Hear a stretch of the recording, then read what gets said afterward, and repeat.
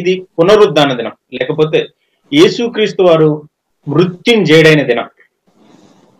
చాలా సార్లు దీన్ని ఈస్టర్ గా మనం పరిభాషలో చెప్పుకుంటూ ఉంటాం. అయితే ఈస్టర్ అనేది బైబిల్లో ఆ యొక్క పదం కనిపించదు. ఆ పదం ఎలా వచ్చింది? ఇంకొకటి, అసలు యేసుక్రీస్తు వారి యొక్క పునరుద్ధానానికి ఉన్న విశిష్టత ఏంటి? ఈ మొదటిగా మీరు ఓపెనింగ్ లైన్స్ మీరు చెప్పాలని మేము ఆశపడుతున్నాం. Right, thank you for starting with nice question, relevant question. Easter అనే మాట నిజానికి బైబిల్లో లేదు. ఇప్పుడు మనం జరుపుకుంటున్నట్టుగా ఈ పద్ధతిలో కూడా చాలా మంది వెస్టర్న్ కంట్రీస్ లో, క్యాథలిక్ చర్చెస్ లో, అదర్ చర్చెస్ లో జరుపుకుంటున్నట్టుగా ఈస్టర్ జరుపుకుంటున్నటువంటి పరిస్థితి మనకి ఆదిమ సంఘంలో లేదు. ఆదిమ సంఘంలో ఇలాంటివి చాలా లేవు. చాలా మంది చెప్పే అంటే ఎక్స్ప్లెనేషన్స్ ఏంటంటే, కొన్ని పేగాన్ అన్యుల పండుగలని దీనికి అంటే అనుసంధానం చేసి వాళ్ళు దాన్ని పూజించకుండా వాళ్ళ దృష్టిని క్రీస్తు వైపు తిప్పడానికి ఇలాంటి పండుగలను ప్రవేశపెట్టారు అనేటువంటి ఒక బోగట్ట కూడా ఉంది చరిత్రలో. మేబీ ట్రూ అయి ఉండొచ్చు. బట్ ఇక్కడ మనం చెప్పుకోవాల్సిన విషయం ఏంటంటే, ఈస్టర్ ని కాలక్రమంలో క్యాథలిసిజం వచ్చిన తర్వాత maybe 4th century AD onwards, క్రీస్తు శకం 4వ శతాబ్దం తర్వాతి కాలంలో ఈ ఆచారాలు, కట్టుబాట్లు, వ్యవహారాలు, ఈ కొన్ని అన్ని సంప్రదాయాలు సంఘంలోకి చొచ్చుకుని వచ్చిన మాట వాస్తవం. అది క్రిస్మస్ కి అప్లై అవుతుంది, అది ఈస్టర్ కి అప్లై అవుతుంది, ఇందులో సందేహం లేదు. అయితే మనము దాన్ని తిరస్కరించే ప్రయత్నంలో యేసుక్రీస్తు వారి పునరుద్ధానాన్ని మనం పోగొట్టుకోకూడదు. యేసుక్రీస్తు వారి పునరుద్ధానం క్రైస్తవ విశ్వాసానికి పునాది, క్రైస్తవ విశ్వాసానికి ఆయువు పట్టు, క్రైస్తవ విశ్వాసానికి మూలాధారం అని మనం తెలుసుకోవాలి. దీని గురించి చాలా స్పష్టంగా ఒక డిఫెన్స్ లాగా, ఒక అపలోగియా అని అంటే ఒక సమర్థనావాదని, కేస్ ఫర్ రిజరక్షన్ లాగా అపోస్తలుడైన పౌలు 1 కొరింథీ పత్రిక 15వ అధ్యాయంలో చాలా అద్భుతంగా ఈ విషయాన్ని విపులీకరిస్తాడు. నిజానికి అపోస్తలుడైన పౌలు 1 కొరింథీ పత్రిక రాసే నాటికి సువార్తలు రాయబడలేదు. సువార్తల కంటే ముందే ఆయన ఈ పత్రికను లిఖించాడు. చాలా మంది అనుకున్నట్టుగా నిజానికి క్రీస్తుని ఆదిమ శతాబ్దపు క్రైస్తవులు అలా కొలవలేదు. ఆ తర్వాత పౌలు లాంటి వాళ్ళు వచ్చి క్రీస్తుని ఒక దేవుణ్ణి చేశారు, లేకపోతే క్రీస్తుని హైలైట్ చేశారు అన్న వాదనకు ఈ చరిత్ర సత్యం ఒక విరుగుడు, ఒక ఎదుర్కోలు. పౌలు 1 కొరింథీ పత్రిక రాసిన తర్వాత ముఖ్యంగా రిజరక్షన్ గురించిన విషయాలు ఆయన రాసిన తర్వాతనే మిగిలిన సువార్తలు రాయబడ్డాయి. అంచేత ఆయన సువార్తల్ని కాపీ కొట్టడం కానీ, లేదా సువార్తల్ని మతలబు చేయడం కానీ, మార్పు చేయడం కానీ ఆయన చేయలేదని దీన్ని బట్టి అర్థమవుతుంది. సో 1 కొరింథీ పత్రిక 15వ అధ్యాయంలో ఆయన చాలా స్పష్టంగా చెప్పాడు, పునరుద్ధానం లేకపోతే, క్రీస్తు పునరుద్ధానుడు కాకపోతే, అంటే మృతిని గెలిచి మృత్యుంజయుడిగా లేవకపోతే మా ప్రకటన వ్యర్థం, మా సువార్త వ్యర్థం. నెంబర్ 1. నెంబర్ 2, మీ విశ్వాసం వ్యర్థం. నెంబర్ 3, మీరు ఇంకా మీ పాపంలోనే ఉన్నారు, పాపం కూడా పరిహరించబడలేదు అని స్పష్టంగా చెప్పాడు. సో ఈ టీచింగ్ ని మనం ఆధారం చేసుకొని చూసినప్పుడు స్పష్టంగా మనకు అర్థమయ్యేది ఏంటంటే, క్రైస్తవ విశ్వాసానికి పునాది, ఆయువు పట్టు, మూలాధారం యేసుక్రీస్తు వారి పునరుద్ధానం, మరణాన్ని గెలవడం అన్నటువంటి ఈ చారిత్రక సంఘటన సత్యం మీద క్రైస్తవ విశ్వాసం ఆధారపడింది అని మనం అర్థం చేసుకోవాలి. అందుకనే పునరుద్ధానం క్రైస్తవ్యానికి చాలా ప్రాముఖ్యమైనది. పునరుద్ధానం గురించి చాలా విషయాలు మనం మాట్లాడుకోవచ్చు ఇక్కడ. ఈస్టర్ లాగా అంటే కొన్ని వెస్టర్న్ చర్చెస్ మనకి అంటించినటువంటి విధంగా మనం ఈస్టర్ ని సెలబ్రేట్ చేసుకోకూడదు. కొన్ని పేగాన్ మెథడ్స్ లో మనం ఈస్టర్ ని సెలబ్రేట్ చేసుకోకపోయినా, but Easter has to be celebrated. ఖచ్చితంగా కొంచెం బ్రీఫింగ్ ఇస్తారు, అంటే ఏ రకంగా సెలబ్రేట్ చేసుకోకూడదు, వాళ్ళు ఏం చేస్తున్నారో మనం ఏం చేస్తాం. అదే కదా కొన్ని చర్చెస్ అభియోగం ఏంటంటే ఈస్టర్ రోజున కొన్ని కలర్స్ వేసి, తర్వాత ఈస్టర్ ని ఒక ఆచారంగా చేసి, కూడా ఉంటాయి కొన్ని సంఘాల్లో రైట్ కొన్ని సంఘాల్లో ఒక పద్ధతి ప్రకారం వాళ్ళు చేసుకుంటున్నటువంటి విధానము, ఇదంతా మనము అన్యుల దగ్గర నుంచి తెచ్చిపెట్టుకున్నాము. కానీ దాన్ని రిజెక్ట్ చేసే ప్రయత్నంలో ఈస్టర్ ఒక సెలబ్రేటింగ్ పాయింట్ అనే సంగతి మనం మర్చిపోకూడదు, అది పోగొట్టుకోకూడదు. పండుగ అంటే ఏంటి? What is the point of celebration? పండుగ అంటే ఏమిటి? ఆనందించడానికి అది అదొక ఆధారం. ఎందుకంటే ఒక్క క్రైస్తవుడికే కాదు, ప్రపంచం మొత్తం కూడా ఈరోజు మరణాన్ని ఎలా జయించాలని సతమతం అవుతుంది. ఈరోజు మనకు వచ్చే హాలీవుడ్ మూవీస్ ని కూడా మనం చూస్తే మరణాన్ని జయించేటువంటి కొన్ని క్యారెక్టర్స్ ని వాళ్ళు సృష్టించి వాళ్ళు ఈ రోజున మూవీస్ తీస్తున్నారు. చాలా నావెల్స్ ని మనం చూస్తే మరణాన్ని జయించాలన్న తపన మనిషిలో కనబడుతుంది. మరణం తర్వాత ఏముంది? ఈవెన్ హారర్ మూవీస్ కూడా మనకేం తెలియజేస్తాయంటే మరణం తర్వాత ఏదో ఉంది, దాన్ని పరిశోధించాలి, దాన్ని తెలుసుకోవాలి, ఆ తర్వాత లోకాన్ని జయించాలి అన్న తపన మనిషిలో ఉంది. సో మరణం ఒక కొరకురాని కొయ్యగా ఇంకా మనిషికి మిగిలిపోయింది. చాలా నాలెడ్జ్, చాలా టెక్నాలజీ, చాలా సైన్స్ డెవలప్ అయిన తర్వాత కూడా.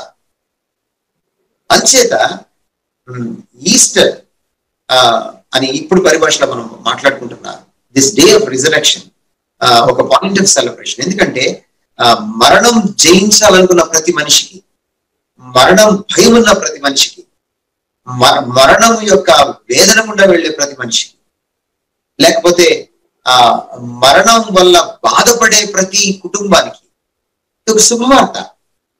It's not just celebration point for Christians, it is a celebration point for everybody. Even ఎప్పుడో పూర్వీకులే మన ఉపనిషత్తుల్లో వాళ్ళు అడిగారు, మృత్యోర్మ అమృతంగమయ, అంటే మృత్యువుని జయించాలి, మృత్యువు నుంచి మమ్మల్ని మృత్యువు లేనటువంటి అమృతంగమయ, అమృతతుల్యమైనటువంటి జీవితంలోకి మమ్మల్ని నడిపించు అని ఆక్రోశించారు. అప్పుడే మాకు శాంతి దొరుకుతుంది. ఓం శాంతి శాంతి శాంతి. అంచేత ఇది ఎప్పటి నుంచో దీని మీద పరిశోధన జరుగుతోంది. ఈవెన్ పురాణ గాథలు, గ్రీకు పురాణ గాథలు కూడా రాయడం జరిగింది. ఈజిప్షియన్ పురాణ గాథలు కూడా మరణాన్ని గెలిచినట్టుగా, గెలవాలన్నట్టుగా పురాణ గాథలు రాయడం జరిగింది. కానీ చారిత్రక వాస్తవం కాదు. ఈ ఒక క్రీస్తు పునరుద్ధానం తప్ప ఈ all the stories they are mere stories. అంచేత పునరుద్ధానం ప్రతి క్రైస్తవుడికి, క్రైస్తవేతరుడికి కూడా చాలా ప్రాముఖ్యమైనటువంటి విషయం. మరణం గెలవడం అనేది it's a biggest breaking news అందరికీ కూడా. ఆ సత్యం తెలుసుకోవాలే కానీ వాళ్ళు అర్థం చేసుకోవాల్సిన విషయం. అంచేత ఇది చాలా కీలకమైంది మానవ జీవితానికి, క్రైస్తవ విశ్వాసానికి ఇది చాలా కీలకమైంది అన్న సంగతి మనం ఇక్కడ అర్థం చేసుకోవాలి. పునరుద్ధానం చాలా ప్రాముఖ్యమైనది. అంతేకాదు పునరుద్ధానము నిజానికి దినం శనివారం నుంచి ఆదివారానికి ఆరాధన దినంగా, ఒక స్పెషల్ డేగా, యూదులకి very special day, holy day was a Saturday or is a Saturday. ఈ రోజుకి కూడా సబాత్ దేవుడికి అర్పించినటువంటి ఆ రోజు పని చేయకూడదు, దేవుడికి దాన్ని డెడికేట్ చేసుకోవాలి. అది వాళ్ళ ఆజ్ఞ, దేవుడు ఇచ్చినటువంటి ఆజ్ఞ, పదాజ్ఞల్లో అది ఒకటి. సో సాటర్డే నుంచి, అంటే 7th డే నుంచి 1st డేకి, ఆదివారానికి, మొదటి రోజుకి అది మారడానికి కూడా కారణం ఏంటంటే it is because of the resurrection. అది కూడా మనం అర్థం చేసుకోవాలి. ఎందుకంటే మొదటి సృష్టి క్రమంలో, అంటే దేవుడు భూమి ఆకాశంను సృజించి ఆ తర్వాత అందులో ఉన్నటువంటి సకలమైనటువంటి జీవులను, బొటానికల్, బయోలాజికల్, జూవలాజికల్, ఆంథ్రోపోలాజికల్, అన్ని రకాలైనటువంటి జీవులను సృజించిన తర్వాత భూమి నివాస యోగ్యమైనటువంటి ఒక పర్యావరణాన్ని దానికి ఇచ్చిన తర్వాత, మనిషిని సృష్టించి అందులో పెట్టిన తర్వాత, ఈ ఈ ఈ మొదటి సృష్టి క్రమం 6 రోజులు చేశాయన 7వ దినాన్ని విశ్రమించాడు. కాబట్టి 7th day was very holy day, very special day. So దేవుడు దాన్ని సెట్ అపార్ట్ చేశాడు, దాన్ని ప్రత్యేకపరిచాడు, తన కోసం ప్రత్యేకించుకున్నాడు, తన కోసం అట్టి పెట్టుకున్నాడు. అంచేత మనం అర్థం చేసుకోవాల్సిన విషయం ఏంటంటే, in the first creation order, సృష్టి క్రమంలో 7th day was a significant day, was a special day, was a holy day. అది ప్రత్యేకమైంది, పరిశుద్ధమైనటువంటి దినం. అయితే యేసుక్రీస్తు వారు ఈ భూమి మీదకి వచ్చిన తర్వాత, కన్యక గర్భాన్ని జన్మించిన తర్వాత, మానవ రూపాన్ని ధరించిన తర్వాత, ఆయన శిలువ మీద చేసిన కార్యాన్ని బట్టి ఎవరైతే ఆయన శిలువను ఆశ్రయిస్తారో, శిలువ వేయబడిన క్రీస్తు యందు విశ్వాసం ఉంచుతారో, శిలువ వేయబడిన క్రీస్తుకు తమ విశ్వాసం ద్వారా తమ జీవితాన్ని సమర్పించుకుంటారో, వారు మారు మనసు పొందినటువంటి విశ్వాసులు, వాళ్ళు ఏ మతస్థులైనా, ఏ కులస్థులైనా, ఏ ప్రాంతం వారైనా, ఏ లింగం నుంచి వచ్చిన వాళ్ళైనా సరే, వారు ఆయన పిల్లలు, అలా ఆయన బిడ్డలవుటకు వారికి అధికారం అనుగ్రహించాడని రాయబడింది.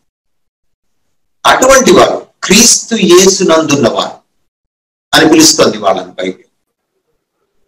వాళ్ళు నూతన సృష్టి అని చెప్తుంది బైబిల్. ఎవడైనా క్రీస్తునందున్న ఎడల వాడు నూతన సృష్టి. ఇదిగో పాతవి గతించెను, సమస్తమును క్రొత్తవాయెను. So this is a new creation order. ఒకడు క్రొత్తగా జన్మించితే గాని పరలోక రాజ్యాన్ని చేరలేడు. ఈ క్రొత్తగా జన్మించడం రిజరక్షన్ తో ఆరంభమైంది. ఆ పాత విషయాలన్నీ కూడా పోవడానికి, కొత్త వరల్డ్ ఆర్డర్ రావడానికి, కొత్త క్రియేషన్ ఆర్డర్ రావడానికి, భవిష్యత్తులో యేసుక్రీస్తు వారు 2వ రాకడ సందర్భంగా ఆయన క్రొత్త భూమిని, క్రొత్త ఆకాశాన్ని సృష్టించి ఒక మరో ప్రపంచాన్ని, మరో క్రొత్త ప్రపంచాన్ని, కొత్త బంగారు లోకాన్ని మనకి ఆయన స్టోర్ చేసి ఉంచాడు.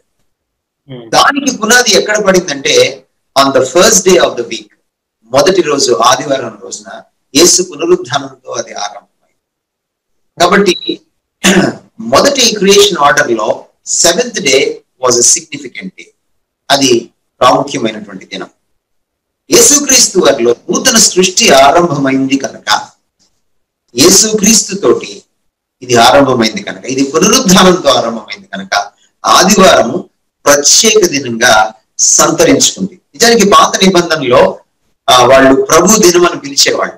సాధారణంగా ప్రభు దినం అంటే ఒక షేడ్ ఆఫ్ మీనింగ్ ఏంటంటే తీర్పు దినం. ప్రభు ఒక రోజు తీర్పు తీరుస్తాడు, తీర్పు దినం ఉంటుంది.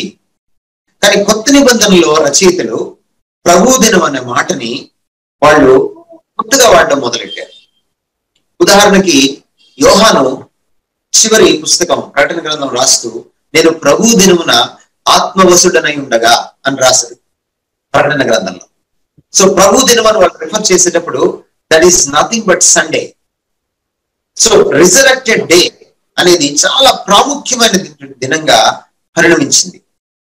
క్రాస్ శుక్రవారం చనిపోయినప్పటికీ కూడా వాళ్ళు రిజరెక్ట్ అయినటువంటి దినాన్ని అత్యంత ప్రాముఖ్యమైన దినంగా, అది ప్రభువుకి ఆరాధన చేసే దినంగా, అది ప్రభువుకి యూదులు ఎంత నిష్ఠతోటి శనివారాన్ని పరిశుద్ధ దినంగా ఆచరించారో అంతే నిష్ఠతోటి, ఇంకా అంతకు మించినటువంటి హృదయమందు సున్నతి చేయబడినటువంటి నిష్ఠతోటి ఆదివారాన్ని ప్రభు దినంగా పరిగణించి దాన్ని పరిశుద్ధంగా ఆచరించడానికి వాళ్ళు పూనుకున్నారు. సో అందువల్లే మనం అపోస్తల కార్యాలు చదివితే ఆదిమ సంఘంలో వాళ్ళు విశ్రాంతి దినాన్న సువార్త ప్రకటించేవాళ్ళు. ఎందుకంటే విశ్రాంతి దినాన్ని వాళ్ళకి యూదులు దొరుకుతారు, ఆ రోజు వాళ్ళకి హాలిడే, వాళ్ళు సమాజ మందిరాల్లో దొరుకుతారు. అందుకని విశ్రాంతి దినాన్న సాధ్యమైనంత వరకు సమాజ మందిరాలకు వెళ్ళి అక్కడ క్రీస్తుని గురించి బోధిస్తుండేవాళ్ళు. కానీ సండే వాళ్ళు ఎప్పుడు గాస్పెల్ చెప్పినట్టుగా మనకు కనపడదు, అంత యాక్టివ్ గా ఉన్నట్టుగా, సాటర్డే అంత యాక్టివ్ గా ఉన్నట్టుగా కనపడదు. సండేను వాళ్ళు గ్యాదర్ అవుతున్నట్టుగా మనకి దాఖలాలు ఉన్నాయి. కొరింథీయులకి పత్రిక రాస్తూ పౌలు చెప్తాడు, first day of the week లో ఆదివారాన్న మీరు గ్యాదర్ అయినప్పుడు యథావిధిగా వాడుకు చొప్పున మీరు కొంత అమౌంట్ పక్కకి తీసి పెట్టని, ఫలానా నీడ్ ఉన్నటువంటి సంఘానికి వాళ్ళకి కావాలి, నేను వచ్చినప్పుడు కలెక్ట్ చేయకండి, ముందే కలెక్ట్ చేసి పక్కన పెట్టండి అని చెప్తాడు అనమాట. సో ఆ సందర్భంగా ఆయన అడుగుతున్నప్పుడు మరొక నీడ్ లో ఉన్నటువంటి అవసరం ఉన్న సంఘం గురించి ఆయన వారిని ఆదుకోమని చెప్పేటప్పుడు ఆయన పర్టికులర్ గా మెన్షన్ చేస్తాడు, మీరు ఆదివారంన మీరు సమాజంగా కూడేటప్పుడు అని. సో మనకి దాఖలాలు చాలా స్పష్టంగా ఉన్నాయి. They have considered Sunday as a special day. కాబట్టి రిజరక్షన్ ఏం చేసిందంటే ఇట్ షిఫ్టెడ్. కొంతమంది ఒక ఆర్గ్యుమెంట్ తీసుకొచ్చారు, దేవుడు పెట్టిన దాన్ని మనం ఎలా మారుస్తాం, దేవుడు పెట్టాడు కదా ఇది, ఆజ్ఞ కదా ఇది, దీన్ని ఎలా మారుస్తాం. అదే యేసుక్రీస్తు వారు చెప్పాడు, మనుష్య కుమారుడు అంటే తాను, యేసుక్రీస్తు అను తాను మనుష్య కుమారుడు విశ్రాంతి దినమునకును ప్రభు అయి ఉన్నాడు. సో విశ్రాంతి దినాన్ని మార్చగలిగినటువంటి అధికారం ఆయనకు ఒక్కడికే ఉంది. కాబట్టి తన పునరుద్ధానం ద్వారా ఆయన ఆ షిఫ్ట్ తీసుకొచ్చాడు. అంచేత సండే అందుకని క్రైస్తవ వర్గాల్లో చాలా మంది బైబిల్ తెలిసినటువంటి వాళ్ళు పునరుద్ధాన దినంగా కూడా పిలుస్తారు, పరిగణిస్తారు. ఆ సంబోధన కూడా అలా ఉంటుంది. That's why resurrection is a very very central element to Christian faith. క్రైస్తవ విశ్వాసానికి ఇది చాలా కీలకమైంది అని మనం అర్థం చేసుకోవాలి. చాలా మంది రక్షణ అనేది యేసుక్రీస్తు వారి శిలువ కార్యం ద్వారా వస్తుంది కాబట్టి కేవలం యేసుక్రీస్తు శిలువను విశ్వసిస్తే సరిపోదా? ఎందుకంటే ఆయన పునరుద్ధానం మీద కొంతమందికి మాకు డౌట్లు ఉన్నాయంటున్నారు. ఆయన పునరుద్ధానం కూడా విశ్వసించాలా? ఒకవేళ పునరుద్ధానం నమ్మకపోతే ఏమవుతుంది? వారికి రక్షణ అనేది వస్తుందా లేకపోతే రాదా? ఒక విశ్వాసి పునరుద్ధాన్ని నమ్మకపోతే ఏం పోగొట్టుకుంటాడు? ఎగ్జాక్ట్లీ, అందుకనే పౌలు ఆ డిఫెన్స్ ఇచ్చాడు 1 కొరింథీ పత్రిక 15వ అధ్యాయంలో. మీరు కేవలం సిలువను విశ్వసించి పునరుద్ధానం లేదంటే కుదరదు, మీ విశ్వాసం వ్యర్థం, మా ప్రకటన మా సువార్త వ్యర్థం, తర్వాత మీరు ఇంకా మీ పాపంలోనే ఉన్నారు. ఇది చాలా కీలకమైనటువంటి విషయం. విశ్వాసము దేని మీద? మనకి క్రీస్తు అనే వ్యక్తి. క్రైస్తవ విశ్వాసం ఏం చెప్తోంది? క్రీస్తు అనే వ్యక్తి సిలువలో చనిపోయాడు. మనం మొన్నటి దినాన్ని చూసాం చాలా కూలంకషంగా సిలువ గురించి. ఆయన సిలువలో ప్రాయశ్చిత్తం చెల్లించకపోతే లోక పాపానికి ఏ ప్రాంతం వారైనా, ఏ కాలం వారైనా, ఏ తరం వారైనా, ఏ మతం వారైనా, ఏ కులం వారైనా, లోకంలో మనిషిగా పుట్టిన ప్రతి ఒక్కడికి పాపం అంటుకుంటోంది కనుక ఆ పాపం నుంచి విముక్తి కలిగించడానికి ఏకైక పరిష్కారం ఒక క్రీస్తు సిలువలోనే ఉంది. కాబట్టి సిలువ వేయబడిన క్రీస్తుని, ఆయన సిలువ కార్యాన్ని, అంటే ఆ సిలువ కార్యం ద్వారానే నా పాపాలు కడుగబడతాయి, దేవునితో తెగిపోయిన నా సంబంధము మళ్ళీ పునరుద్ధరించబడుతుంది, నేను భగవంతుడితో అనుసంధానం అవుతాను, నేను ఆయనతో లీనమవుతాను. లేక మన భారతీయ పరిభాషలో చెప్పాలంటే జీవాత్మ పరమాత్మతో అనుసంధానం అవుతుంది. జీవుడు పరమాత్ముడితోటి మరి మళ్ళీ సంబంధం ఏర్పరచుకుంటాడు. ఈ విధంగా నాకు మోక్షం లభిస్తుంది, ముక్తి లేక విముక్తి లభిస్తుంది. ఈ భయంకరమైన పాప పంకిలమైన లోకం నుంచి, నా పాప పంకిలమైన దేహం నుంచి, పాప పంకిలమైనటువంటి నా జీవితం నుంచి. సో నేను ఒక పునీతమైన క్రొత్త జీవితాన్ని ఆరంభించడానికి, భగవంతుడితో ఒక అద్భుతమైన సంబంధం ఏర్పరచుకునేటువంటి ఆ జీవనానికి ఇది పునాది. సో నా నమ్మిక యేసు క్రీస్తు మీద, ఆయన చేసిన సిలువ కార్యం మీద. పాయింట్ ఏంటంటే, ఎందుకు పునరుద్ధానాన్ని విశ్వసించకపోతే, పునరుద్ధానమే లేకపోతే అది అవాస్తవం అయితే, ఈ విశ్వాసం యేసుక్రీస్తు సిలువలో ఉంచిన విశ్వాసం, యేసుక్రీస్తు సిలువ వేయబడిన యేసుక్రీస్తు అనే వ్యక్తిలో ఉంచిన విశ్వాసం ఎందుకు వ్యర్థం అవుతుంది? ఎందుకు పౌలు అలా రాశాడు? నీ విశ్వాసం వ్యర్థము అని ఎందుకు రాశాడు? ఎందుకు రాశాడంటే, సిలువను, యేసుక్రీస్తు వారి సిలువను, లేదా సిలువ కార్యాన్ని, యేసుక్రీస్తు వారి పునరుద్ధానాన్ని వేరు చేయలేదు.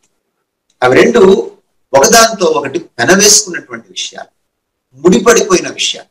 They are inseparable, they are intertwined.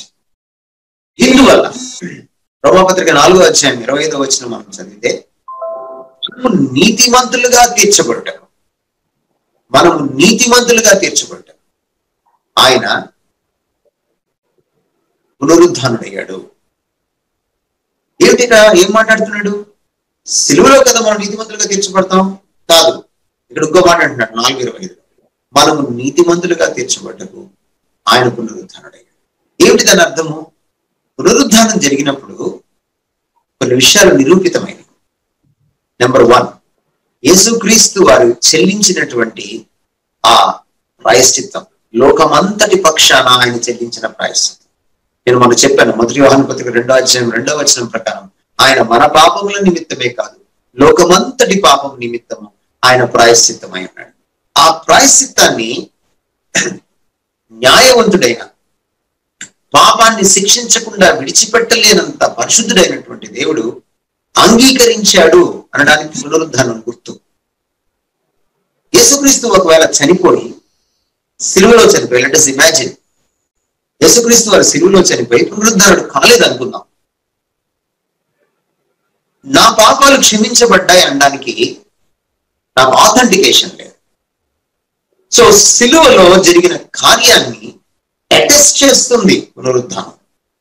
సిలువలో జరిగిన కార్యము వల్ల మనందరి పాపము, లోకమంతటి పాపము, నా పాపము, నీ పాపం క్షమించబడింది. ఇది ప్రాయశ్చిత్తం చెల్లించబడింది. ఈ ప్రాయశ్చిత్తాన్ని దేవుడు అంగీకరించాడు అనడానికి రుజువు పునరుద్ధానం. ఎందువల్ల? Let us analyse that fact. నా పాపాన్ని పోగొట్టాలి అనంటే మనం గతంలో చూసుకున్నట్టుగానే ముందటి ఇంటర్వ్యూలో, గుడ్ ఫ్రైడేకి ముందటి ఇంటర్వ్యూలో, పాప పరిహారం జరగాలి అంటే రక్త ప్రోక్షణ జరగాలి. అది కూడా పరమాత్ముడి రక్తము, దేవుడే దిగి వచ్చి రక్తం చెందించాలి. అంతేకాదు అది పవిత్రమైన రక్తమైన, అది దానముగా బలియాగముగా ఇచ్చిన రక్తమే. ఎందుకంటే మానవుల పక్షాన మరి శిక్ష చెల్లించడానికి, ప్రాయశ్చిత్తం చెల్లించడానికి ఒక్కడు కూడా అర్హుడు లేడు. మానవుడు చేసిన పాపానికి మానవుడే శిక్ష చెల్లించాలి. కాబట్టి మానవుల్లో ఒక్కడు కూడా లేడు. కాబట్టి పాపోహం పాపకర్మాహం, పాపాత్మ పాప సంభవ, ఏ భేదం లేదు, అందరూ పాపం చేశారు. నీతిమంతుడు లేడు, ఒక్కడూ లేడు అని సత్యవేదం చెప్తోంది. అంచేత దేవుడే నరుడై నరుడి పక్షాన, నరులందరి పక్షాన, నరులందరి స్థానంలో ఆ శిక్ష చెల్లించాడు. ఇక్కడ చాలా కీలకమైన విషయం ఏంటంటే, పాపినైన నన్ను బయటపడేయాలంటే తన రక్తం కాచి ప్రాయశ్చిత్తం చెల్లించి ఆ ఫలానా రక్షకుడు, ఆ సదరు రక్షకుడు పాపం లేనివాడై, ఆయన పాపం లేనివాడు అయితేనే ఆయన చిందించినటువంటి రక్తము సిలువలో నా పాపాన్ని కడగలదు. సో పాప పంకిలమైన మరొక మనిషి రక్తం పాప పంకిలమైన ఇతర మనిషిని ఎలా రక్షిస్తుంది? రక్షించలేదు. ఈతరాని వాడు మునిగిపోతూ ఉంటే మరొక ఈతరాని వాడు రక్షించలేడు. సో లేకపోతే మనం మొన్న చెప్పుకున్నట్టుగా ఒకడు నేరస్తుడిగా లేకపోతే ముద్దాయిగా బుక్ అయితే పీనల్ కోడ్ ప్రకారం అతగాడికి బెయిల్ ఇప్పించాలి అని అంటే ఆ బెయిల్ ఇచ్చి సొంత పూచీకత్తు తీసుకొని సంతకం పెట్టే వ్యక్తి మీద పోలీస్ కేసెస్ ఉండకూడదు, అతనికి క్లీన్ చిట్ ఉండాలి. అలాగే నన్ను రక్షించే రక్షకుడు, మానవాళిని రక్షించేటువంటి రక్షకుడు, అతడు ఎవరైనా సరే పాపం అంటుకోని వాడై ఉండాలి. అందుకనే ఈ మాట ఉంది, తత్రక్తం పరమాత్మైన పుణ్యదాన బలి, పుణ్యమైన రక్తమే. రిజరెక్షన్ ఏం తెలియజేస్తుంది మనకి? పాపం వల్ల వచ్చు జీతము మరణం. యేసుక్రీస్తు పునరుద్ధానుడైనప్పుడు, సిలువలో చనిపోయి మనందరి పక్షాన ఆయన పునరుద్ధానుడైనప్పుడు, మరణాన్ని గెలిచినప్పుడు ఒకటి స్పష్టంగా నిరూపితమైంది, ఈయనకంటూ వ్యక్తిగత పాపం లేదు. ఎందుకంటే పాపం వల్ల వచ్చు జీతం మరణం. మరణం లేదు ఒక ఆయనకి. ఆయన మరణాన్ని గెలిచాడు అంటే ఆయనకు పాపం లేదని అర్థం. ఆయనకు పాపం లేదు అని అంటే ఆయన చిందించిన రక్తం వల్ల నా పాపం పోతుంది. Is the reason. యేసుక్రీస్తు రిజరక్షన్, యేసుక్రీస్తు పునరుద్ధానుడు కావడం అన్న సత్యం, నా పాపాలు పోయాయి, నా విశ్వాసం వ్యర్థం కాదు. ఒకవేళ నా పాపాలు పోకపోతే నేను సిలువ వేయబడిన క్రీస్తుని గాని లేకపోతే సిలువను కానీ క్రీస్తు సిలువను కానీ ఆశ్రయిస్తే అది వ్యర్థమే అవుతుంది నా విశ్వాసం. కనుక రిజరక్షన్ లేకపోతే, రిజరక్షన్ ఏమని ప్రూవ్ చేస్తుంది? జీసస్ వాజ్ సిన్లెస్, ఆయన పాపరహితుడు అని ప్రూవ్ చేస్తుంది. పాపరహితుడు కాబట్టి ఆయన సిలువలో చిందించిన రక్తము నన్ను కడుగుతుంది. Therefore resurrection authenticates the cross of Christ. కాబట్టి ఆ రెండింటిని సెపరేట్ చేయడానికి వీల్లేదు. అందుకనే మనము నమ్మేటప్పుడు ఆయన కేవలం సిలువ వేయబడిన క్రీస్తుని నమ్మం, సిలువ వేయబడిన క్రీస్తుని, తిరిగి లేచిన క్రీస్తుని, తిరిగి రాబోయే క్రీస్తుని మనం నమ్ముతాం. క్రైస్ట్ ఇన్ టోటో, క్రీస్తును పరిపూర్ణమైన క్రీస్తు వ్యక్తిత్వాన్ని, ఆయన పరిపూర్ణమైన కార్యాన్ని మనం నమ్ముతాం. అంచేత you cannot separate resurrection of Christ from the cross of Christ. యేసు క్రీస్తు వారి ద్వారా రక్షణ రావాలంటే ఏ వ్యక్తి అయినా సరే తన విశ్వాసం కరెక్ట్ అని చెప్పుకోవాలంటే తను యేసుక్రీస్తు వారి సిలువను, అంతేకాకుండా ఆయన యొక్క పునరుద్ధానాన్ని కూడా నమ్మాల్సిన ఆవశ్యకత ఉంది. ఒకదాని నుంచి ఒకటి వేరు చేయలేం. ఇంకా మన విశ్వాసం కరెక్ట్ అని చెప్పాలి, లేకపోతే స్థిరమైంది అని చెప్పాలంటే అది చెప్పగలిగింది కేవలం రిజరక్షనే. అనేకమైన వారు కొన్ని గ్రంథాల్లో వారి వారి యుగ పురుషులుగా పిలువబడేవారు, మిగతా వాళ్ళు కూడా మేము లేచాము అన్నట్లు రాసుకున్నారు. అలాగే యేసుక్రీస్తు వారు లేచారు అని వారి మత గ్రంథాల్లో రాసుకున్నారు, కానీ బైబిల్లో అసలు దానికి ఎటువంటి ఆధారాలు ఉన్నాయా? మీ మత గ్రంథం కాబట్టి మీరే రాసుకున్నారు మీ బైబిల్లో అని అంటున్నారు. అయితే నేను ఇప్పుడు మిమ్మల్ని అడిగేది, యేసుక్రీస్తు వారు మృత్యుంజయుడు, మరణాన్ని జయించాడు అని చెప్పటానికి ఎలాంటి ఆధారాలు ఉన్నాయి? కేవలం బైబిలే ఆధారమా, ఇంకేమన్నా ఆధారాలు ఉన్నాయా? Right, nice. మనం దీన్ని కూలంకుషంగా విశ్లేషించడానికి ప్రయత్నం చేద్దాం. నెంబర్ 1, నా ప్రశ్న ఏంటంటే ఒక ఎదురు ప్రశ్న. ఏ మత గ్రంథాల్లో ఏ మహానుభావుడు గురించి, ఏ యుగ పురుషుడి గురించి మరణాన్ని గెలిచాడని ఉందో ఒక రిఫరెన్స్ నాకు చెప్పాను. That is the first, particularly in India. నాకు తెలిసి నేనైతే వినలేదు, నేనైతే చూడలేదు. ఒకసారి చెప్తే నేను తెలుసుకోవడానికి సిద్ధంగా ఉన్నాను. That's number 1. ఏ మత గ్రంథాల్లో అయినా రిజరక్షన్ గురించి ఉంటే అది చూపి. ఎవరు ఆ మరణాన్ని గెలిచిన వ్యక్తి ఎవరు, ఆయన గురించినటువంటి ప్రస్తావన ఇట్లా గెలిచాడన్నప్పుడు ఎక్కడ ఉంది ఆ మత గ్రంథం? అది పురాణమా, లేకపోతే ఇతిహాసమా, ఉపనిషత్త, లేక వేదమా, ఏమిటది? మాకు చెప్పాలి. లేకపోతే ఆ తర్వాత కొంతమంది వచ్చారు, మహత్యాలని రాశారు, ఆ మహత్యం ఈ మహత్యం అని రాసుకున్నారు. ఎక్కడుంది చూపించాలి. నెంబర్ 1. నెంబర్ 2, బైబిల్ ఇతర మత గ్రంథాలతో పోలిస్తే ఇది కేవలం ఒక మత విశ్వాసానికి సంబంధించిన పుస్తకం కాదు అని ఈరోజు తేలిపోయింది. ఈరోజు బైబిల్ ఒక చారిత్రక పుస్తకం. బైబిల్కి ఈరోజు ఉన్నటువంటి చారిత్రక ఆధారాలు మనం తీసుకొని ఒక పక్కన పేరిస్తే, కుడి పక్కన పేరిస్తే, లేదా ఇతర పుస్తకాలకు ఉన్నటువంటి ఆధారాల్ని మరో పక్కన పోలిస్తే లేకపోతే పేర్చితే, అంటే డాక్యుమెంట్ రూపంలో, రాత ప్రతుల రూపంలో, ప్రాచీన చేతి వ్రాత ప్రతుల రూపంలో ఉన్న డాక్యుమెంట్స్ మనం అన్ని తీసుకొని బైబిల్కి సంబంధించిన, బైబిల్ని నిరూపించేటువంటి, చరిత్ర పుస్తకంగా నిరూపించేటువంటి ఆధారాలని ఒక పక్కన, కుడి పక్కన, ఇతర ఏ వ్యక్తినైనా తీసుకోండి, అలెగ్జాండర్ లాంటి వాళ్ళని, అరిస్టాటిల్ లాంటి వాళ్ళని, బుద్ధుడి లాంటి వాళ్ళని, మొహమ్మద్ లాంటి వాళ్ళని, ఎవరినైనా తీసుకొని ఎడం పక్కన పేర్చండి. ఒక్కొక్క దాన్ని తీసుకోండి, ఒక్కొక్క పుస్తకాన్ని, ఒక్కొక్క వ్యక్తిని తీసుకోండి. వారి చారిత్రాత్మకత ఎన్ని ఆధారాలు దొరికినాయి, ఎన్ని దొంతర్ల డాక్యుమెంట్స్, హిస్టారికల్ మాన్యుస్క్రిప్ట్ డాక్యుమెంట్స్ దొరికినాయి, అంటే చేతి వ్రాతల ఆ పత్రాలు దొరికినాయి, బైబిల్కి ఎన్ని దొరికినాయి అని చూస్తే ఎవరిది కూడా ప్రపంచంలో ఏ పుస్తకాన్ని కూడా 4 అడుగులకి మించి లేదు. 4 మించి లేదు. ఒకవేళ దొంతరగా ఒకదానికి ఒకటి పేర్చితే. కానీ ఈరోజు కొత్త నిబంధనకి పాత నిబంధనకి కలిపి ఒకదాని మీద ఒకటి దొంతరగా పేరిస్తే ఈ డాక్యుమెంట్స్ అన్నిటినీ మనం ఊహించలేం. చాలా మందికి నమ్మశక్యం కానట్టుగా ఉంటుంది.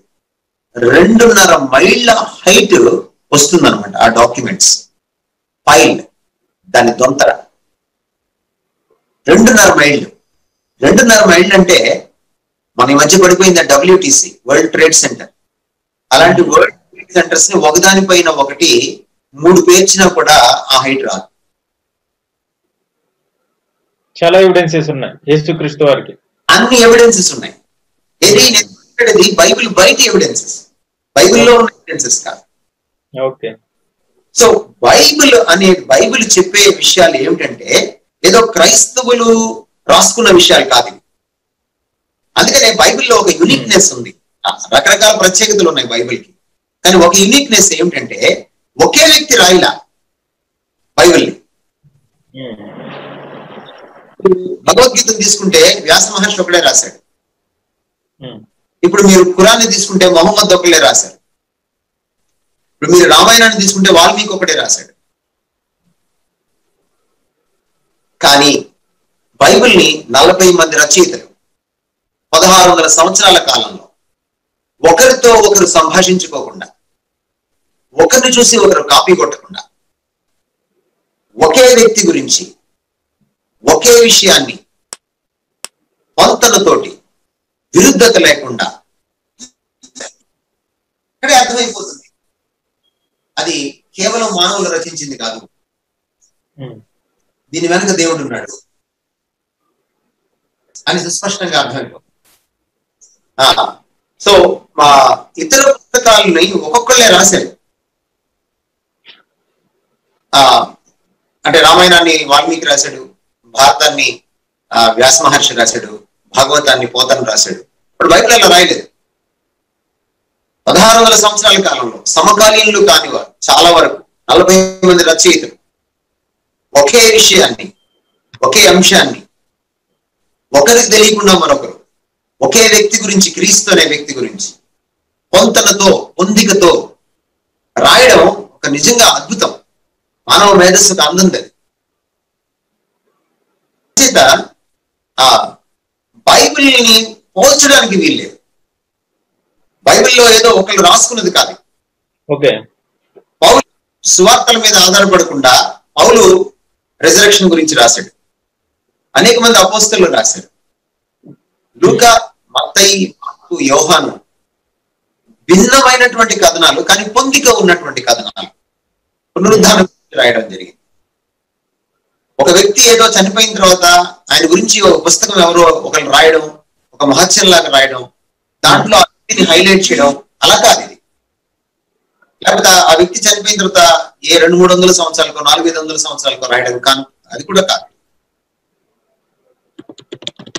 ఇంకొక యూనిక్నెస్ ఏంటంటే యేసు వారు చనిపోయి పునరుద్ధానం చెంది ఆరోహణం అయిపోయినటువంటి కొన్ని దశాబ్దాల్లోనే, అంటే AD 80 లోపే, ఒక ప్రకటన గ్రంథం మినహాయిస్తే AD 80 లోపే, అంటే క్రీస్తు శకం 80 సంవత్సరం లోపే, అంటే యేసుక్రీస్తు వారి సమకాలీనులు బ్రతికుండగానే యేసుక్రీస్తును సిలువ వేసిన వారు, ఆయన మీద కుట్ర చేసిన వారు, ఆయన శత్రువులు కూడా బ్రతికుండగానే ఈ విషయాలన్నీ రాయడం జరిగింది. వాళ్ళకి అపోజిషన్ రావాలి, రాలేదు. యేసుక్రీస్తు వారు తిరిగి లేచారన్న సంగతిని యెరూషలేము నడివీధుల్లో, పాలస్తీనా నడివీధుల్లో అనేక చోట్ల మరి ప్రకటన చేశారు. లో మార్స్ హిల్ పైన చాలా ఓపెన్ గా యేసుక్రీస్తు వారు పునరుద్ధారుడయ్యాడని చెప్పడం జరిగింది. ఎవరు అపోజ్ చేయలేదు. ఒకవేళ తప్పై ఉంటే వాళ్ళని ఖండించేవాళ్ళు. దాని గురించి క్వశ్చన్ మార్క్స్ వచ్చినాయి అని అనుకుంటే ఎవరు అపోజ్ చేసిన పరిస్థితి, మీరు సిలువ వేసిన క్రీస్తును దేవుడు లేపాడు అని వాళ్ళు చాలా ధైర్యంగా ప్రకటించారు. అబద్ధం చెప్పే వాళ్ళు వాళ్ళకి ఎలాగ వెళ్ళి ప్రకటించగలరు? ఎక్కడో పాలస్తీనాలో సిలువ వేస్తే ఎక్కడో పాలస్తీనాలో జరిగితే ఇక్కడికి వచ్చి ప్రకటించితే అది వేరే విషయం. అక్కడే ప్రకటన చేశారు. ఎక్కడైతే జరిగింది అక్కడే చెప్పగలిగారు ధైర్యంగా చెప్పారు. ఎక్కడేమో బయటే కదా ఆయన సిలువ వేశారు. అంతేకాకుండా యేసుక్రీస్తు వారు పునరుద్ధానుడయ్యాడని, ఇలా జరిగిందని మనం నమ్మడానికి ఈ రోజున ఆయన అనేక సందర్భాల్లో పునరుద్ధానుడైన తర్వాత చూపించుకున్నాడు. అనేక సందర్భాల్లో చూపించుకున్నాడు. రిజరెక్టెడ్ అపియరెన్సెస్ అంటాం, పూర్వ ప్రత్యక్షతలు అంటాం. ఈ పునరుద్ధాన పూర్వ ప్రత్యక్షతలు మనం చూస్తే దాదాపు 11-12 సన్నివేశాలు తను చూపించుకోవడం మనం చాలా స్పష్టంగా చూస్తాం. నేను మీకు కొన్నిటిని నేను ఉదహరిస్తాను. మగ్దలేనే మరియకు ఆయన కనిపించారు. మార్కు సువార్త 16వ అధ్యాయం నుంచి 10 వచనాల్లో మార్నింగ్ ప్రాతకాలంలో ఇది కనపడింది, ఉదయాన్నే. ఆ తర్వాత కొంతమంది స్త్రీలకు ఆయన కనిపించాడు. మత్తయి సువార్త 28వ అధ్యాయం 9 నుంచి 10 వచనాల్లో ఇది రాయబడింది. అది కూడా ఎర్లీ మార్నింగ్ ప్రాతకాలంలో జరిగింది. ఆ తర్వాత ఎంఐ మార్గంలో వెళ్తున్నటువంటి 2 శిష్యులతో ఆయన కలిసి నడుచుకుంటా కొంత దూరం వెళ్ళి వాళ్ళకి లేఖనాల్లో మెస్సియా గురించి, తన గురించి, క్రీస్తు గురించి ఉన్నటువంటి విషయాలను ఆయన చెప్పుకుంటూ వెళ్ళాడు.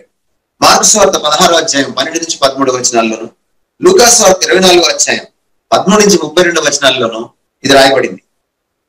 పేతురు కనపడ్డాడు. లూకా 24:34 మనం చదివితే ఏదో ఒక సమయంలో, అది ఒక రోజు కనపడ్డాడు. ఆ సమయం పొందుపరచలేదు. ఆ తర్వాత 11 మంది శిష్యులకు ఆయన కనపడ్డాడు. మార్కు సువార్త 16వ అధ్యాయం 14వ వచనం, లూకా సువార్త 24వ అధ్యాయం 36వ వచనం, యోహాను సువార్త 20వ అధ్యాయం 19వ వచనం మనం చదివితే ఒక రాత్రి ఆయన కనపడడం మనం చూస్తాం. ఆ సమయంలో తోమా అక్కడ లేడు. తోమా నమ్మనున్నాడు ఆయన్ని. అయితే మళ్ళీ తోమా ఉన్నప్పుడు, మళ్ళీ యోహాను సువార్త 20వ అధ్యాయం మనం చదివితే 26 నుంచి 31 వచనాలు, తోమా ఉన్నప్పుడు ఒక వారం తర్వాత ఆయన మళ్ళీ 11 మంది శిష్యులకు కనపడడం మనం చూస్తాం. ఆ తర్వాత 7గురికి ఆయన గలిలయ సముద్రం పక్కన కనపడినట్టుగా మనం చూస్తాం. అది యోహాను సువార్త 20వ అధ్యాయం చివరి అధ్యాయంలో మనకి ఆ కథనం చాలా స్పష్టంగా రాయబడింది. అంతేకాదు మళ్ళీ ఆయన 11 మందికి కనపడినప్పుడు గలిలయలో కూడా మనకి ప్రస్తావన మత్తయి సువార్త 28వ అధ్యాయం చివరి భాగంలో 16 నుంచి 20 వచనాల్లో మనకు కనపడుతుంది. యాకోబుకి కనపడ్డాడు ఆయన. ఈ విషయాన్ని పౌలు ఆయన 1 కొరింథీ పత్రిక 15వ అధ్యాయంలో 7వ వచనంలో ఆయన చెప్తాడు. అంతేకాదు తనకి కనపడ్డాడని కూడా చెప్తాడు పౌలు చాలా స్పష్టంగా. అలాగే ఎసెన్షన్ ఆయన ఆరోహణం అయ్యేటప్పుడు కూడా కనపడ్డాడు. 500 మందికి ఆయన కనపడినట్టుగా కూడా మనకు ప్రస్తావనలు ఉన్నాయి. మార్కు సువార్త మనకు 16వ అధ్యాయం, లూకా సువార్త 24వ అధ్యాయం, మత్తయి సువార్త 28వ అధ్యాయం, యోహాను సువార్త 20వ అధ్యాయం, 21వ అధ్యాయం, 1 కొరింథీ పత్రిక 15వ అధ్యాయం. ఇవన్నీ మనం చూసినప్పుడు మనకి చాలా స్పష్టంగా ఏం కనపడుతుందంటే ఇంతమందికి ఇన్ని సందర్భాల్లో కనపడ్డాడు. కాబట్టి ఇదే ఒక హాలూసినేషన్ గా కానీ, భ్రమించడానికి కానీ, ఒక ట్రాన్స్ లోకి వెళ్ళిపోవడానికి కానీ, కలగండం కానీ కాదు. ఇది వాస్తవం అని మనకు అర్థమవుతుంది. ఏ సైకాలజిస్ట్ అయినా, ఏ క్లినికల్ సైకాలజిస్ట్ అడిగినా ఆయన చెప్తాడు చాలా స్పష్టంగా మనకి హాలూసినేషన్ యొక్క పద్ధతి ఎలా ఉంటుందో. ఒక్కళ్ళకి మాటి మాటికి భ్రాంతి కలుగుతుంటే దాన్ని హాలూసినేషన్ భ్రాంతి అనొచ్చు. కానీ అనేక మందికి భిన్నమైనటువంటి సందర్భాల్లో ఒకే రకమైన ప్రత్యక్షత కలిగింది. కాబట్టి చాలా స్పష్టంగా ఆయన మొత్తం మీద 500 మంది మోసపోవడానికి, భ్రాంతికి గురవడానికి వీల్లేదు కనుక ఇది చాలా నమ్మదగినటువంటి అకౌంట్, బిబ్లికల్ అకౌంట్. ఈ అంతేకాదు మనం చరిత్రలోకి వెళ్ళి మనం చూసినా కూడా, ఒక చరిత్రకారుల్లాగా మనం పరిశీలన చేసినా కూడా అనేకమైన ఫ్యాక్ట్స్ మన కళ్ళ ముందుకు వస్తున్నాయి. Fact number 1, Roman seal break అయిపోయింది. రోమా అధికారం ఏమిటంటే ఆ యేసుక్రీస్తుని ఎక్కడైతే అరిమతయి యోసేపు ఆ కొండ గుహలో చెక్కబడినటువంటి రాతితో చెక్కబడినటువంటి ఆ సమాధిలో ఉంచారో దాని మీద పెద్ద బండరాయిని వేసి దాని మీద రోమన్ సీల్ వేసి, ముద్ర వేసి, రాజముద్ర వేసి అక్కడ రోమన్ గాడ్ ని ఉంచారు. ఆ సీల్ బ్రేక్ అయింది అంటే అర్థం ఏంటంటే మానవుడు తీయలేడు దాన్ని. అంటే మానవుడు తీయాలంటే మళ్ళీ రాజుగారి ఆదేశిస్తేనే తీయగలడు. రోమన్ సీల్ ని బ్రేక్ చేస్తే ఆ కఠిన శిక్షలు ఉంటాయి, మరణ శిక్ష కూడా ఉంటుంది. అసలు సమాధుల జోలికి వెళ్తే మరణ శిక్ష కూడా ఉంటుందని చెప్పి తాకీదు జారీ చేసినటువంటి శిలా శాసనాలు కూడా మనకి పురావస్తు శాస్త్రంలో దొరికినాయి. మొదటి శతాబ్దంలో ఉన్నటువంటి ఈ శిలా శాసనం కూడా క్రీస్తు శకం 50 లోపలే చేసినట్టు మనకి ఈ రోజు పురావస్తు ఆధారాలు దొరికినాయి. దాన్ని నజరేతు శిలాశాసనం అని అంటారు. లేకపోతే ఈ సమాధుల దగ్గరికి వచ్చి దొంగతనాలు చేయడానికి పూనుకుంటారు కొంతమంది, ఎందుకంటే సమాధుల లోపల విలువైన వస్తువులు పెడతారు, ఆచారం ఉంది కాబట్టి అలా దొంగతనాలు చేస్తారేమోనని. ఆ దొంగతనాలు చేస్తారు కాబట్టి ఇలాంటి శాసనం కూడా మరి ఇచ్చి ఉండొచ్చు అనేటువంటి చరిత్రకారుల, పురావస్తు శాస్త్రజ్ఞుల ఆలోచన, అంచనా కూడా ఉంది. మొత్తం మీద ఇలాంటి శాసనం అమల్లో ఉంది క్రీస్తు శకం 50 లోపే. కనుక ఆ బ్రోకెన్ సీల్ అనేది కూడా ఒక ఫ్యాక్ట్ అన్నమాట. ఆయన సమాధి తుమ్మబడింది అనడానికి ఒక ఫ్యాక్ట్. రెండవ ఫ్యాక్ట్ ఏంటంటే అది ఖాళీగా ఉంది. That is very important. సమాధి తిరుగుబడిపోదు.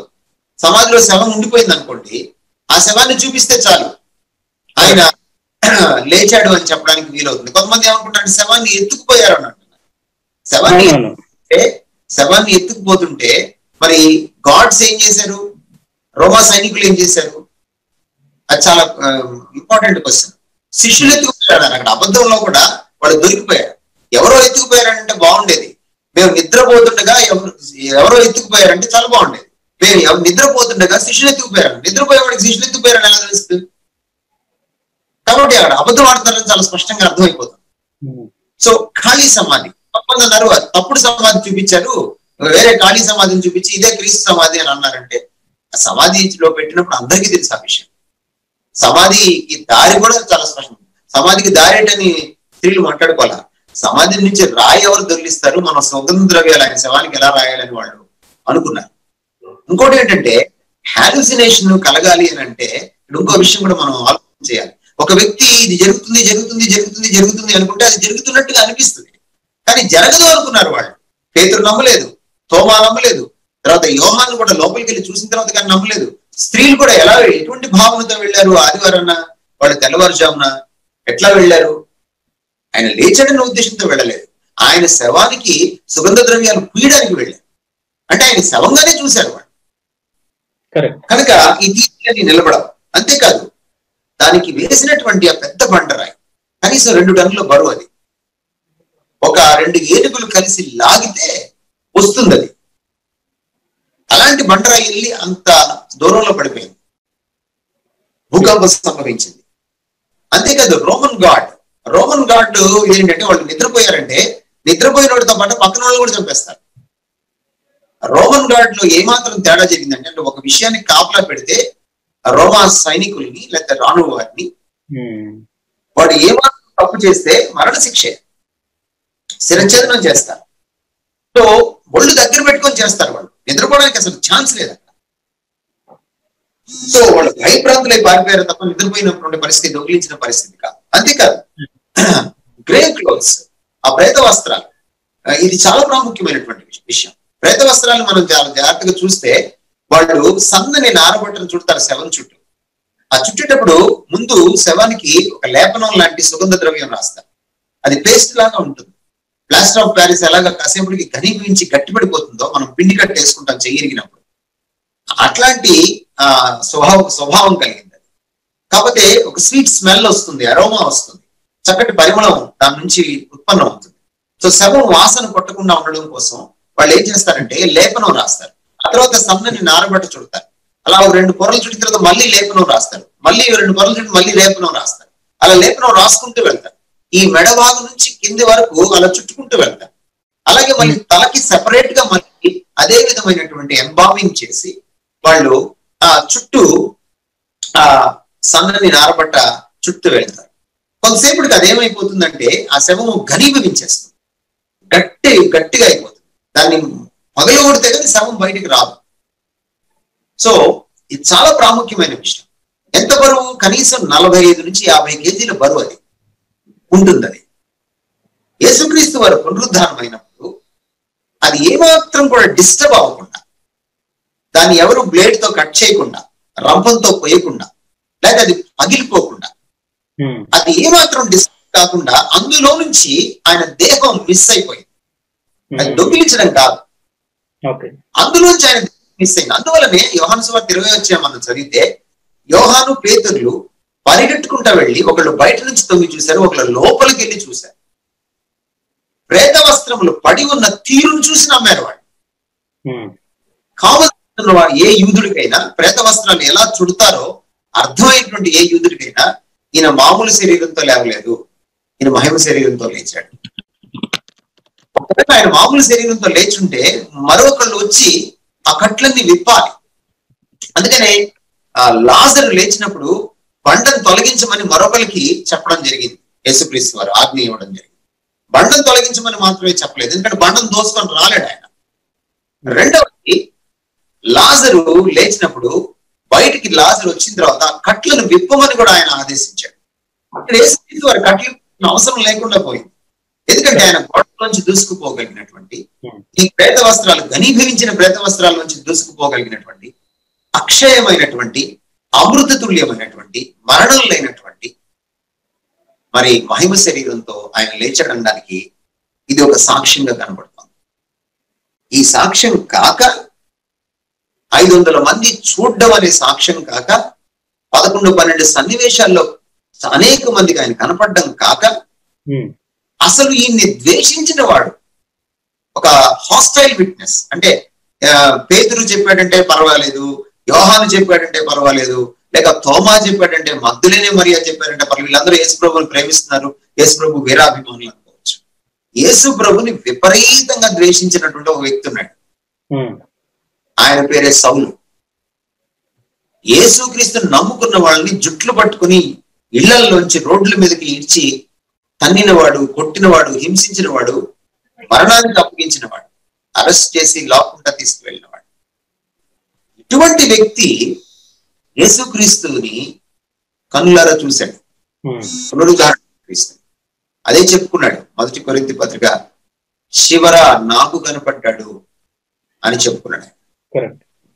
కాబట్టి ఈరోజు ఇది కేవలం ఏదో కల్పించినటువంటి ఒక కథనం కాదు, కల్పించిన కథనం ఎంత మాత్రం కాదు. ఇంగ్లాండ్ లో ఫ్రాంక్ మారిసన్ అనేటువంటి లాలో పట్టభద్రుడైనటువంటి ఒక మేధావి, ఒక ఇన్వెస్టిగేటివ్ జర్నలిస్ట్, ఆయన నాస్తికుడు. యేసుక్రీస్తు తిరిగి లేవడం అనేది ఆయనకి చాలా హాస్యాస్పదంగా అనిపించింది. మరణం గెలవడం ఏమిటి? ఈ క్రైస్తవులు చేసేటువంటి ఈ మోసాన్ని బయట పెట్టాలనుకున్నాడు ఆయన. సో అనుకున్నాడు అలాగా, క్రైస్తవులు మోసం చేస్తున్నారు, క్రీస్తు అనేవాడు తిరిగి లేచాడని చెప్పి ప్రజల్ని మభ్య పెడుతున్నారు, దీన్ని ఎలాగైనా ఈ మిస్టరీని మనం ఛేదించి బయటకు తీసుకొచ్చి ఈ అసత్య ప్రచారానికి అడ్డుకట్ట వేయాలి అని పూనుకున్నాడు. పూనుకొని పరిశోధన మొదలెట్టాడు. నాస్తికుడుగా క్రీస్తు లేవలేదన్నటువంటి ఒక బలీయమైనటువంటి నమ్మకం. అయితే అతను రీసెర్చ్ అంతా చేసిన తర్వాత ఎవిడెన్స్ అంతా ఒక పక్కన పెట్టుకుని ఒకదానికి కనెక్ట్ చేసుకుని కంక్లూజన్ రాస్తుంటే యేసుక్రీస్తు తిరిగి లేచాడనే కంక్లూజన్ వస్తుంది. ఓకే, ఒక నాస్తికుడు తను చేసిన ఇన్వెస్టిగేషన్ లో కూడా యేసుక్రీస్తు లేచాడనే కంక్లూజన్ రావడం జరిగింది. వస్తుంది. అతనికి నచ్చలేదు బుక్ పబ్లిష్ చేయడానికి. సో తన పరిశోధనని పబ్లిష్ చేయకుండా మళ్ళీ పరిశోధన చేశాడు అనుమానంతో. ఓకే, అలా పలుమార్లు పరిశోధన చేసినా కూడా అతనికి కంక్లూజన్ యేసు లేచాడనే వస్తుంది, ఎవిడెన్సెస్ అన్ని దగ్గర పెట్టుకుంటే. ఎక్స్పర్ట్ గా లా చదువుకున్న పట్టభద్రుడైనటువంటి ఒక సీనియర్ జర్నలిస్ట్ గా కూడా తన ఇన్వెస్టిగేషన్ అప్పుడు తన కళ్ళు తెరుచుకుంటాయి. అప్పుడు ఆయన పుస్తకం రాస్తాడు, హూ మూవ్ ద స్టోన్. ఆయన పేరు ఫ్రాంక్ మారిసన్. ఈరోజు Amazon.com లో మనకు దొరుకుతుంది పుస్తకం, హూ మూవ్ ద స్టోన్. ఆ రాయిని ఎవరు దొరికించారు. అందుకని ఆ పుస్తకానికి మొదటి చాప్టర్ కి ఆయన ఏమని టైటిల్ పెట్టాడంటే, the book that was refuse to be written. నేను ఏ పుస్తకం రాయకూడదు అనుకున్నానో ఆ పుస్తకమే రాస్తున్నానని మొదటి చాప్టర్ రాశాడు. సో అంచేత ఇది క్రైస్తవులు మూఢ విశ్వాసంతో కల్పించుకున్న లేకపోతే భ్రాంతి చెందినటువంటి ఒక అవాస్తవం కాదు. ఇంకా చెప్పాలి అనంటే యేసుక్రీస్తు పునరుద్ధానుడు కాకపోతే అది కేవలం కట్టుకథ, కల్పిత గాథ అయితే ఆ పునరుద్ధానుడు కాని వాడికి ఆయన ఎన్నో మార్లు చెప్పాడు, నేను 3వ దినాన్ని తిరిగి లేస్తాను, నేను 3వ దినాన్ని తిరిగి లేస్తాను. ఆయన అనేక సందర్భాల్లో పలు విధాలుగా ఈ విషయాన్ని కమ్యూనికేట్ చేశాడు. ఆయన మరి అన్నిసార్లు చెప్పిన తర్వాత ఆయన తిరిగి లేవకపోతే ఆయన అబద్ధికుడు అవుతాడు. ఒక అబద్ధికుడు కోసము ప్రాణాలు ఎలా అర్పిస్తారు? హతసాక్షులు ఎలా అవుతారు? యేసుక్రీస్తుకి 12 మంది శిష్యులుంటే ఒక్క యోహాను తప్ప 11 మంది కూడా వాళ్ళు హతసాక్షులయ్యారు. తోమా మన దేశానికి వచ్చాడు, శూలంతో గుచ్చి ఆయన చంపేశాడు, హతసాక్షి అయ్యాడు. పేతురు తలక్రిందులుగా సిలువ వేయబడి హతసాక్షిగా మరణించాడు, యేసుక్రీస్తు కోసం ప్రాణం పెట్టాడు. అనేక మంది వాళ్ళు మృత్యువాత ఎలా అయిందంటే వాళ్ళకి శిరచ్ఛేదనం చేశారు, తల తెగొట్టేశారు. మరి దానికి ఎలా సిద్ధపడ్డారు వాళ్ళు? ఈ 12 మందే కాక అనేక మంది వీళ్ళ ద్వారా యేసుక్రీస్తులోకి వచ్చినటువంటి మొదటి శతాబ్దపు క్రైస్తవులు చనిపోవడానికి యేసుక్రీస్తు కోసం సిద్ధపడ్డారు. స్టెఫన్ ఒక గొప్ప ఎగ్జాంపుల్ మనకి. ఎలా ఇది సాధ్యమైంది? మొదటి శతాబ్దం క్రైస్తవుల్ని గుంజలకి కట్టేసి, ఒక కొయ్య గుంజలకి కట్టేసి, వాళ్ళని వెనక్కి రెక్కలు పెడవిరిచి కట్టేసి, వాళ్ళ మీద నూనె పోసి తగలబెట్టి వరుసగా అటువంటి గుంజలు పెట్టి వరుసగా అటువంటి క్రైస్తవుల్ని నిలబెట్టి సజీవ దహనం చేసి రాత్రిపూట ఆ వెలుగులో రోమియోలు భోంచేశారు. దానికి ఎలా ఒప్పుకున్నారు వాళ్ళు? నేను యేసుక్రీస్తు వాడిని కాదు, సీజరే ప్రభు, యేసు ప్రభువు కాదు అని ఒక మాట అంటే వాళ్ళని వదిలేస్తారు. పులులకు సింహాలకు వాళ్ళని బలిచ్చారు, అనేక మందిని శిరచ్ఛేదనం చేశారు. ఇదంతా ఎలా సాధ్యమైంది? ఒక అబద్ధికుడి కోసం, పునరుద్ధానం చెందని వాడి కోసం ఇది ఎలా సాధ్యమైంది? కాబట్టి ఈ అన్ని కేసెస్ లో కూడా మనకి చరిత్ర స్పష్టం చేస్తుంది ఏమిటంటే, ఈరోజు మన చరిత్ర పుస్తకాలు చదివితే క్రైస్తవుల్ని ఎంత హింసించారో మనకి మొదటి శతాబ్దం, 2వ శతాబ్దం, ఆ తర్వాత అనేకమైన సందర్భాల్లో మనకి చాలా స్పష్టంగా కనపడుతుంది. ఒక బైబిల్లో ఉన్న విషయాలు కాదు, క్రైస్తవులు ఎంత హింసకు గురయ్యారు అన్నటువంటి విషయం. తర్వాత చరిత్రకారుడు ఫ్లేవియస్ జోసెఫస్, మొన్న కూడా మనం చెప్పుకున్నాం, ఆయన యేసుక్రీస్తు గురించి తన పుస్తకాల్లో రాస్తూ, క్రైస్తవుల గురించి రాస్తూ, ఆయన శిలువను గురించి రాశాడు, ఆయన పునరుద్ధానుడు అయ్యాడు అన్న విషయం గురించి కూడా వాళ్ళ శిష్యులు ఏమనుకుంటున్నారు, ఏమని ప్రకటన చేస్తున్నారు అన్న విషయం కూడా స్పష్టంగా రాశాడు. సో బైబిల్లో ఏదో తర్వాత 4వ శతాబ్దం తర్వాత ఆ తర్వాత వచ్చిన విషయాలు కాదు. మొదటి శతాబ్దానికి సంబంధించిన, లేకపోతే మొదటి శతాబ్దం 2వ శతాబ్దం మధ్యకాలంలో జీవించినటువంటి జోసెఫస్, ఫ్లేవియస్ జోసెఫ్ అనేటువంటి చరిత్రకారుడు పునరుద్ధానం కూడా మెన్షన్ చేశాడు తన యొక్క యాంటిక్విటీస్, జూయిష్ వార్స్ అనేటువంటి పుస్తకాలు. కాబట్టి ఇది చారిత్రక వాస్తవం. అన్నిటికీ మించినటువంటి గొప్ప ఎగ్జాంపుల్ ఏంటంటే, తోమా అనే వ్యక్తి యేసుక్రీస్తుని నమ్మలేదు. ఆయన పునరుద్ధానుడు అయ్యాడంటే ఆయన గాయాల్లో వేలు పెట్టాలనుకున్నాడు. అందుకని యేసుక్రీస్తు వారు, రా చూడు నా గాయాల్లో వేలు, కానీ చూడక నమ్మిన వాడు ధన్యుడు అని అన్నాడు. ఆ తోమా భారతదేశానికి క్రీస్తు 12వ సంవత్సరంలో వచ్చాడు. అప్పటికి ఇంకా గ్రేట్ బ్రిటన్ లేదు ప్రపంచ పటంలో, అప్పటికి ఇంకా యునైటెడ్ స్టేట్స్ ఆఫ్ అమెరికా లేదు ప్రపంచ పటంలో. అసలు అమెరికా ఏర్పడక ముందు, బ్రిటన్ ఏర్పడక ముందు, ఈ కంట్రీసే పుట్టక ముందు భారతదేశానికి క్రీస్తును తీసుకొచ్చాడు, సువార్త ప్రకటించాడు, కేరళ బ్రాహ్మణులకి సువార్త చెప్పాడు. అలా హైందవులు మారుస్తున్నాడనే ఆయన్ని చంపేయడం జరిగింది. మైలాపురంలో, చెన్నై పట్టణంలో ఈ రోజుకి ఆయన సమాధి ఉంది. ఆయన సమాధికి దారి తీసేటువంటి ఆ గుట్ట, ఆ థామస్ గుట్ట పైన ఆయన పాతి పెట్టారు. ఆ రోడ్డునే థామస్ మౌంట్ రోడ్, దాన్ని షార్ట్ ఫామ్ లో మౌంట్ రోడ్ అంటారు. ఈ రోజుకి ఇది చరిత్ర. కాబట్టి తోమా వచ్చి మనకి చెప్పాడు, తోమా భారతదేశానికి రావడం చరిత్ర, తోమా అస్థికలు ఈ రోజు మన దగ్గర ఉన్నాయి, ఇది చరిత్ర. ఆ తోమా గురించి ఒకవేళ కాక్ అండ్ బుల్ స్టోరీస్ రాసి ఉంటే బైబిల్, మరి తోమా ఎట్లా వస్తాడు భారతదేశానికి? ఇవన్నీ కూడా వాస్తవమైనటువంటి సంఘటన. కాబట్టి రిజరెక్షన్ ఆఫ్ క్రైస్ట్, యేసుక్రీస్తు పునరుద్ధానం అనేది ఒక కట్టుకథ కాదు, ఒక కల్పనా గాథ కాదు, ఒక భ్రాంతి కాదు, ఒక క్రైస్తవులు అల్లినటువంటిది కాదు, ఒక కాన్స్పిరసీ కాదు. ఇది చారిత్రక సత్యము, వాస్తవము. దీని మీద మన విశ్వాసం ఆధారపడి ఉంది, క్రైస్తవ విశ్వాసం ఆధారపడి ఉంది. యేసు తిరిగి లేవడం అన్నటువంటి అక్షరాల సత్యము. ఆయన తిరిగి లేచినప్పుడు పాపరహితుడని, ఆయన దేవుడని, ఎందుకంటే దేవుడు ఒక్కడే మరణాన్ని గెలవగలడు, ఏ మనిషి గెలవలేడు. ఈ రెండు సత్యాలు నిరూపితమై అందుకే ఈరోజు ఆయన్ని లోకరక్షకుడిగా, దేవుడిగా పూజించడానికి ఆయన యోగ్యుడు, ఆయన మాత్రమే యోగ్యుడు. Wonderful, wonderful. చాలా డీటెయిల్ గా మీరు చెప్పారు. ఆ యొక్క ఆధారాలన్నీ పరిశీలించాలి. కొంతమంది యేసుక్రీస్తు వారు నమ్మని వారు ఈ వీడియో చూస్తున్నా సరే, దయచేసి ఓపెన్ మైండ్ తో మీరు కనుక పరిశీలించినట్లయితే తగు ఆధారాలు మీకు లభిస్తాయని మేము తెలియజేస్తున్నాం. అయితే ప్రకాష్ గారు చెప్పిన వాటిలో బ్రీఫ్ గా నేను మరి ఒకసారి మీ గమనానికి తేవటం కోసం నేను సమరైజ్ చేస్తాను. ఎటువంటి ఆధారాలు ఉన్నాయి యేసుక్రీస్తు వారు మరలా మృత్యుంజయుడు అయ్యాడు అని చెప్పడానికంటే, మొదటిగా చరిత్ర పరంగా ఆధారాలు తీసుకొచ్చారు. యేసుక్రీస్తు వారి గురించిన పుస్తకాలు ఏ మహాపురుషుడి గురించిన పుస్తకాలతో పోలిస్తే అంతుబట్టలేనంతగా చాలా ఎక్కువ పుస్తకాలు ఉన్నాయనేది, దానికి సంబంధించిన ఆధారాలన్నీ మనం ఒక చోట పేరిస్తే చాలా కొన్ని మైళ్ళ వరకు ఆ పుస్తకాలన్నీ ఏర్పడతాయనేది మొదటి ఆధారంగా చూపించారు. అంతేకాకుండా యేసుక్రీస్తు వారు తను లేచిన తర్వాత అనేకులకు కనిపించారనేది, ఇంకా తన యొక్క శిష్యులు యేసుక్రీస్తు వారి గురించి ప్రకటిస్తున్నప్పుడు ఎవరూ కూడా అబ్జెక్ట్ చేయలేదు, ఇది తప్పు కదా, మీరు ఎందుకు ఇలా చెప్తున్నారని ఎవరూ చెప్పలేదు.